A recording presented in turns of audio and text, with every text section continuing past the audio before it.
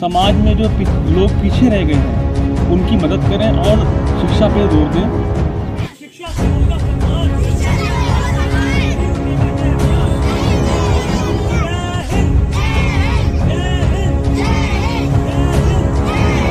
स्वतंत्रता दिवस के अवसर पर जयपुरिया क्रॉसिंग स्थित सम्मान बाल विकास संस्था की पाठशाला में आर्थिक रूप से कमजोर बच्चों को निःशुल्क शिक्षा देने के साथ ही उनके हुनर को संवारने का भी सराहनीय कार्य कर रही है। वहीं स्वतंत्रता दिवस के मौके पर संस्था की ओर से सभी बच्चों को पढ़ाई के लिए आवश्यक सामग्री उपलब्ध कराई गई। वहीं मुख्य अतिथि कैंप विधायक हसन रूमी तथा आर्य नगर विधायक अमिताभ वाजपेयी ने बच्चों उनके उज्जवल भविष्य की शुभकामनाएं दी। बच्चों ने देशभक्ति तथा फिल्मी गानों पर डांस भी किया। कानपुर से रिपोर्टर अयाज मुज्तबा के साथ सौरभ कुमार की खास रिपोर्ट, मानवाधिकार मीडिया सच अब तक। नमस्कार, आप सभी देशवासियों को स्वतंत्रता दिवस की ढेर सारी शुभकामनाएं। जैसा कि आज 75वां स्वतंत्रता दिवस है और इस वक्त हमारा पूरा देश स्वतंत्रता दिवस को बहुत अच्छी तरीके से मनाना रहा है। उसी कड़ी में आज इस वक्त हम जयपुरिया क्रॉसिंग के पास मौजूद हैं, जहां पर एक छोटी सी संस्था जो की शुरुआत करी गई थी छोटे से मलिन बस्ती में, जहां पर बच्चों को पढ़ाने की शुरुआत करी गई थी और आज वो संस्था कहीं ना कहीं आगे एक संस्था के रूप में कन्वर्ट हो गई है। सम्मान फाउंडेशन के जो संचालक हैं दीपक जी हमसे कुछ ही क्षणों में जुड़ने वाले। हम उनसे पूछेंगे कि किस तरीके से उन्होंने इस संस्था की नींव डाली थी और आज ये जिस तरीके से, हम अपने कैमरामैन से कहेंगे एक बार दिखाएं उन बच्चों को जो बच्चे यहाँ पर शिक्षा को ग्रहण कर रहे हैं। दिखाइए किस तरीके से बच्चे। हम सबसे पहले बच्चों से ही पूछते हैं कि आज के उसमें क्या कहना चाहेंगे। बेटा, आज कौन सा दिन है? आज 15 अगस्त है। क्या है? 15 अगस्त है। तो 15 अगस्त में आप विद्यालय आए हैं, तो आपको आपके हाथों में जो चीज़ें हैं वो क्या है? बैग है। बैग है। ये कहाँ से मिले हैं आपको? सर ने दिया है। सर ने दिए हैं जी।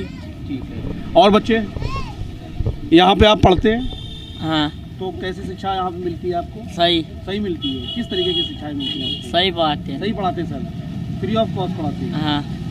तो आपने देखा यहाँ पे जो बच्चे हैं उन्होंने बताया कि सर जो पढ़ाते हैं बहुत ही अच्छी तरीके से पढ़ाते हैं। हमारे साथ जुड़ चुके हैं दीपक जी। सबसे पहले मानवाधिकार मीडिया में आपको बहुत बहुत स्वागत है।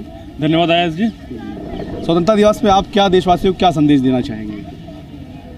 आज़ादी के अमृत महोत्सव पर्व जो हमने 75वां स्वतंत्रता दिवस जो है मनाया है, इसमें मैं अपने देशवासियों को यही संदेश देना चाहता हूँ कि वो एक दूसरे का सहयोग करें और समाज में जो लोग पीछे रह गए हैं उनकी मदद करें और शिक्षा पे जोर दें।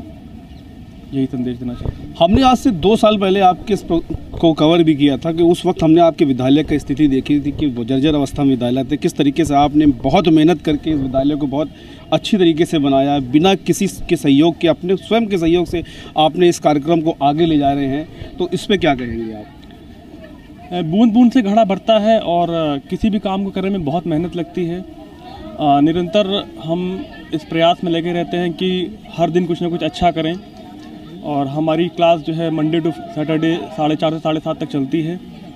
और हमारा ये प्रयास है कि अगले साल, इस साल जिस तरह हमने 35 बच्चों का एडमिशन कराया है स्कूल में, हमारा प्रयास है कि अगले साल मिनिमम हम 50 बच्चों का एडमिशन स्कूल में कराएं और उसके साथ साथ उनकी पढ़ाई और पढ़ाई संबंधी जितनी ज़रूरतें हैं उनको हम उनका बैकअप दें और कहीं ना कहीं उनकी जो किसी ना किसी मजबूरी से वो पढ़ाई छूट जाती है, वो पढ़ाई छूटनी नहीं चाहिए। अच्छा, इस बस्ती में कितने बच्चे होंगे, क्या संख्या होगी?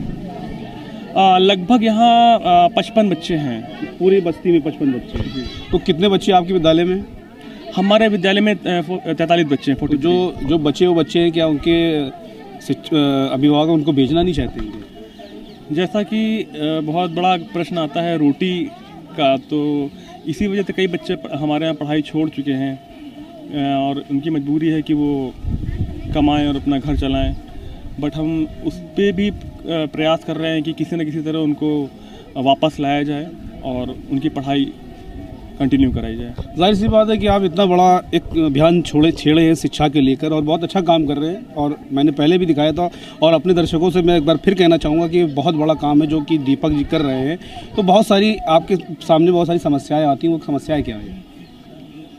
समस्याएं यही हैं कि हम जो टारगेट लेके चल रहे हैं, कहीं ना कहीं उसमें हम पूरा प्रयास नहीं कर, मतलब आप अपने स्तर से पूरा कर रहे हैं, लेकिन कहीं ना कहीं कुछ कमी आपको लगती है? कमी है जिस तरह से हम यहाँ पर, मेरा टारगेट है कि हम अगले 6 महीने के अंदर यहाँ पर स्मार्ट क्लास शुरू करें, कि जो बच्चे महंगी फीस देके और बड़े स्कूलों में जाकर स्मार्ट क्लासों में पढ़ते हैं,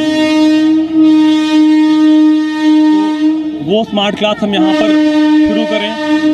और अभी हमने 2 टीचरों को हायर किया है जिनको हम सैलरी दे रहे हैं और बच्चों को पढ़ाने के लिए उनका सहयोग ले रहे हैं। अच्छा, कभी ऐसा आपको लगा कि आपने एक प्रोजेक्ट बनाया हो कि इस प्रोजेक्ट के अगर अनुसार हम काम करें और लोगों के पास गए हो, कहीं से आपको कोई सहयोग मिला, किसी भी सरकारी उससे कुछ भी, अगर आपको किसी ने न्योता दिया हो कि नहीं आप आगे बढ़िए, हम पूरा सहयोग करेंगे इन गरीब बच्चों की शिक्षा के लिए?